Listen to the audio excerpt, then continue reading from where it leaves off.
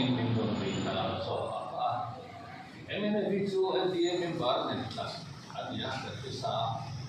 ne da member lu ta ni boka rampung ro re sa ber parliament apo treasury bench ro re la BJP lama suwa sa ko dalen na hinna na kopiya kan so na po min sa tar ani Zekin po kan BJP lu ne min be da so ta maya Zekin leader be chu an sa ka min be da so ka BJP thopi lo chu an dau de so ni na ngai tia kan sa kwa Christian ang hinna chuan ti to an so ru ka ti te lu ne ma se an ka ri si wa tu tum in kan tu chu sa ko zalen na lu tu re hindu lal ram ti tu tu be na ya kan tan na sa ngai de ti kan ne na ni Zekin leader sa ko si na bi ko re su na ka ko di lo ba kuin sa ko zalen na da Christian na in let tu kan na da anti conversion and pass na state yan diglowin na soita maya udi di mai ya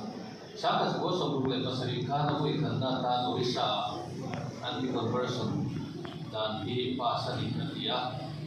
katilai kan profession sarkar dia ko maya katilaya sarkar chu Swatantra Party dia chief minister chu Rajendra Singh ani Professor Kalai ni kaka Srimat Pur Malaysia kung saka ko so rupari kan Madhya Pradesh chu dia da ko chu an pass pele kasuya chu bilai chu Congress sarkar ko kani asu sarkar Kalai ni dia hipo hi tu di lo dia Sambil Vidyaya Dal Party sarkar lai dia chief minister po Govind Narayan Singh ani ngeni tichuan sangat ko sari parian khan Govind sangat ko sari parian khan Arunachal Pradesh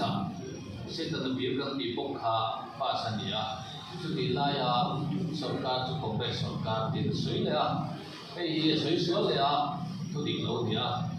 sanata sarkar lai Adian chief minister po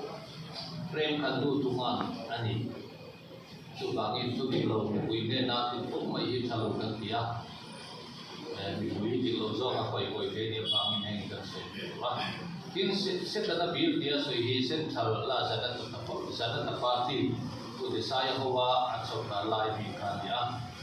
katilaya president kha congress ani asai tu ko kha din so ya adikani Amar waktu presiden itu chuan new jalan itu atang tinggu chen ko ni se sarkar ina bila pas ka chuan no sai tu ni in presiden itu jang me ma atang tinggu kai party ko ni se party kan sui mai ko ba adhan sol ko yan an tra ka zon han sol ko yan sarkar in te politics and chung jong to ai oni chuan asoi se ta chuan ni som ni le pakwa ta so pa ni sa ti baru kan atia ai ni som ni pakwa ti ti lo ya ni som ni pasari jo ko ranya Himachal Pradesh Congress sarkar lain chu dan chu an pa sa ya hero jadi ta di Congress sarkar lain amalo chu kum sa ni som kan he da chalo tak mai di pai kan le ta in BJP sarkar noya anti conversion dan an lo pass ko le man tha asoi lang dulo hi apoi kan dia sam ni le patum kharin gujarata he dan thalo tak anti conversion dan hi pass dia ka tila chief minister tu kan prime minister Narendra Modi ya chuan sam ni sokalia anun sarkar sen thala ta chuan sam ni sokalia chuan zarkhana anti conversion dan kha pass ni ya BJP sarkar lai ni ya chief minister chu Raghuram Bumai ni sam ni sokalia kan uttarakhand pass le ya BJP sarkar okan ya chief minister chu Trivendra Singh Rawat ani sam ni le so ko kan Himachal Pradesh BJP सरकार इन पास ले कतिला CM जो जायराम ठाकुर अनि सामने सोमी खानी उत्तर प्रदेश पास लिया BJP सरकार लिया कतिला या CM वही थे जो योगी अन्या सामने ले सोमी पदी खान हर पे तंद तका खान BJP सरकार लाई खान पास लिया है ताकि बस बरा बोमाई का BJP चीफ मिनिस्टर ने बसे का नहीं था लेकिन कोविड में साथ में सोनी का तुमका कांग्रेस सरकार नाला लबा एलान थलों तक में ही पाइपा नहीं था कांग्रेस जो साथ में चले तो तो दिशा है ये तक पहुंचा नहीं है नहीं अले cuma tu kan sudah terangkan tilau lantak tu Orissa kan saya hanya di corporation dan rupiah nama dia Pradesh. Tason hidup dia aku kan cerita tentang maya. Muslim sangat Kristen di tidu dan ada sana. Cuma ini bangsa ni Kongres Sorkan Indira Gandhi kai kai kan. Tapi yang angin akan kalsuan tidu nabi in helai freedom of religion di Umma Sela. Secular state kan yang ai telan. Tu mai koi polaba in mai yang nan di koi mo. Kan dulu hi kan di jauh ko mai in secular di socialist di 42nd amendment constitution amendment akan preambula constitution in mana lai katakan kongres akan siapa selain Hindu dan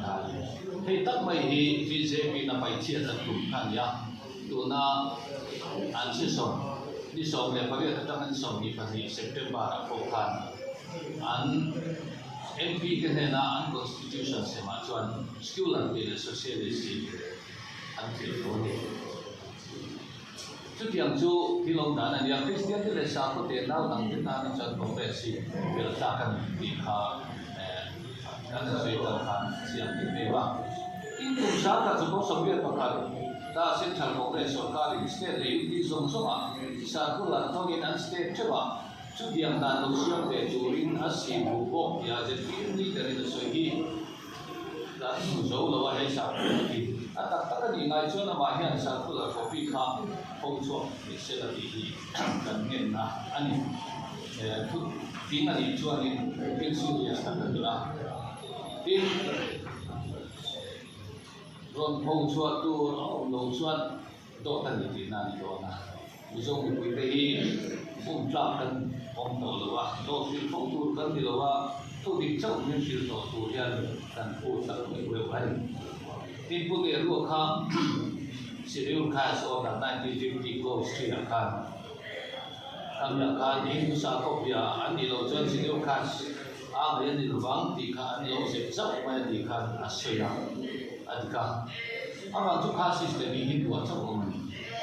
Hindu atau caste system orang bangin siriu caste bukan Hindu di China. Kan caste system doi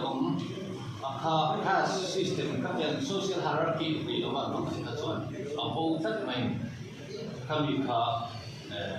ansui dan po anja. Tuan Hindu atau ansui kan kita bodi kita kan ansui berdua. Tin hay hi poi mo teu mai chu silu khas kan di ve si lo ba ma se kan de status kan di ke ku khan in si kho ku cha nan bei cha mai ni kami de bang khan sa kha ko so ma le bang khan amendment da khan kan yang chan ho de ke ku khan si kho ku cha de ta budi so po i Hindu ta ka chuak tho an ya Cumi ni baca nanti po yang beda se yang beda ikut bayang kum sa ka si ko so ko khan amendment mangin helai chu ma ya ni ya Christian ni po yang dan be su le chu angai ka den se ta nei be tu ta chuan in nan ti conversion om chu chuan vai ma kan dictionary te hian an thok ko tak tak don do ba chu dan siam tu le di dalam tu lo tu chu Congress ko ka ti hian ZPM leader hian Congress ya siang kita BJP kun sung anti conversion bilang katuna kan kecil sok itu ni. Coba Kongres jual Asia maka ati cedek maya hồi lại state đến là một nó vào điều đến là khá là đầu tiên một tháng sẽ đến mấy à làm đất ta thì sẽ Himachal Pradesh sang một tháng phải mấy à anh nghe rồi cho anh state đang dùng cho cái là lòng rất